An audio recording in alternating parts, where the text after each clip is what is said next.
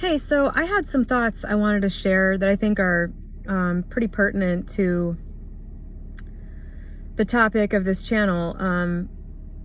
Choosing and creating your own reality, basically just using your mindset or your thoughts, changing your beliefs about things, etc. This coronavirus event and the changes that it's already brought about, I think, are a perfect example of how your mind changes when you take on a new assumption that you just choose to take on. So, depending on where you are in the world, at some point it sank in that this was happening, that it was real, that your life was going to be altered probably for quite a while, if not forever. And if you just reflect back, I'm sure people are in different places with their acceptance of this. I think I'm on the far end of the spectrum with accepting things more quickly, that things are different more quickly. I think there are a lot of people in the US that kind of don't even believe this is happening, but you probably are somewhere on the spectrum of where, you're accepting that life is different. For me, it's been about 2 weeks, and since things started shutting down and I started really thinking about what this means in terms of the economy here, the world, my job, or my business. And it's a perfect example for me of how your mind changes, how your thoughts naturally change when you accept something as true. Once this started to become a truth for people, just look back on how your thoughts have changed. For a few days, things were not much different. Then it started to sink in that you weren't going to go do the same things that you've been doing. You weren't going to go socialize the same way that you used to. You weren't going to enjoy your morning coffee at the coffee shop anymore. And there was probably some mental resistance there, or, some emotional reaction. And maybe you're not there yet. You probably will get there if you haven't yet. And then just sort of acceptance, and naturally your thoughts have started to change. It just takes a minute to catch up to a new reality. And basically, when you adopt the state of something, or you implant a new belief or whatever, the key is finding a way to accept that it's true. And for me, that's a rational process often. I have to tell myself that implanting a new suggestion makes it real. Rationally, I can accept that. I have to rationalize why whatever it is I'm trying to change is the right thing. For me, that often comes in the form of I can have whatever I want. I can choose whatever lifeline I want. Here's why I want this thing or this life change or this person, and I just rationalize my way through it. Like if I want a person, this person is right for me. Here's why, it makes sense for this relationship to happen. Stuff like that. For me, that's how I bring a new truth into my mind. Or if it's something about me, like I want a physical change or a personality change or something like that, I can rationalize why that's already kind of true. Like I can rationalize for myself why it is that I want that thing to start expressing itself. And part of it is that I believe that it's already true. Anything that you want is already a part of you that is just trying to express itself. So if you feel unattractive and you want to be attractive, that is just your inner state of attractiveness trying to express itself. And it's not that you're unattractive and you need to become attractive. It's that, you already are that thing and you just need to allow it to, take shape.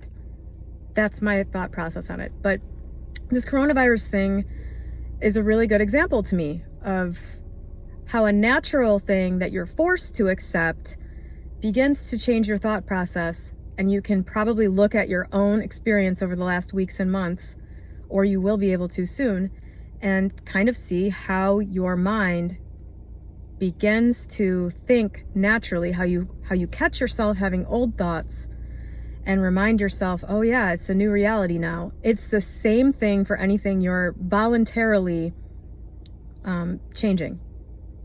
A thought process, a belief, something that you want to manifest. It all comes about the same way, through the same kind of mental change. So when something is inflicted on you, like the coronavirus, when something happens that you didn't intentionally make happen, I think that is the swiftest way of naturally, you just are forced to accept it, and your brain is forced to come to terms with it. But it's useful, because you can see firsthand, if you pay attention to your thoughts, and you pay attention when something happens where you go, oh yeah, I can't do that anymore. It's the same thing when you're trying to instill belief. When you believe the old thing, you just remind yourself that that's not true anymore, and oh yeah, I'm not thinking that stuff about myself anymore. Like, for example, I'll relate this to my own life. More and more and more, it's my biggest hurdle, even having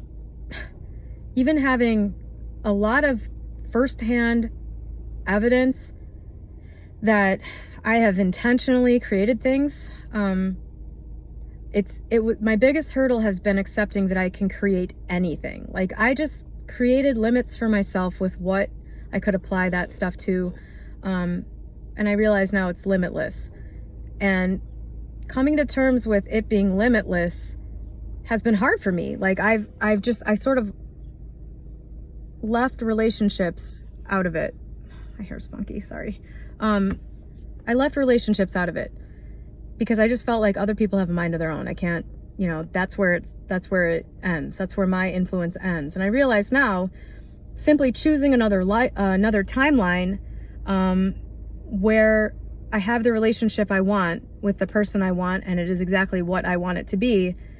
It's just a matter of believing that that timeline exists and attuning my energy to it, by feeling what that would feel like, and just believing that that's all I have to do to get there. And I do. I believe all I have to do to select that timeline is tether myself to it energetically, by believing that it's there, and by believing that all I have to do is feel it and intend it and sort of direct myself at it mentally.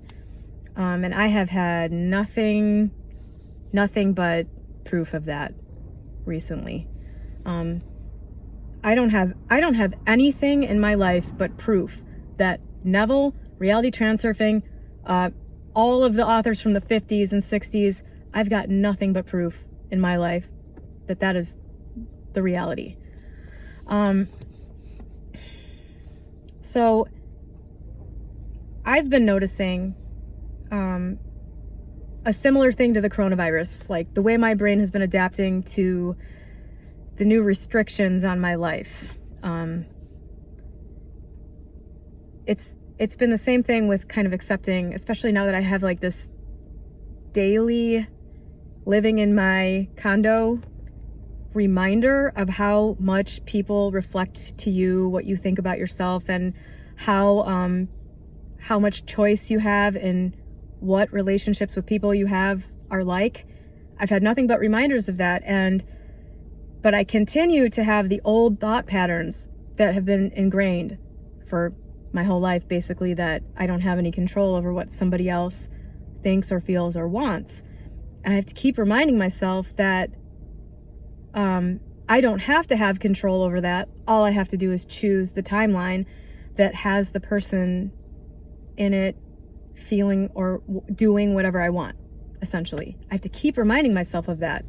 But it's getting easier and easier. That was what I wanted to say here. It's like a habit. It's just like erasing an old thought pattern.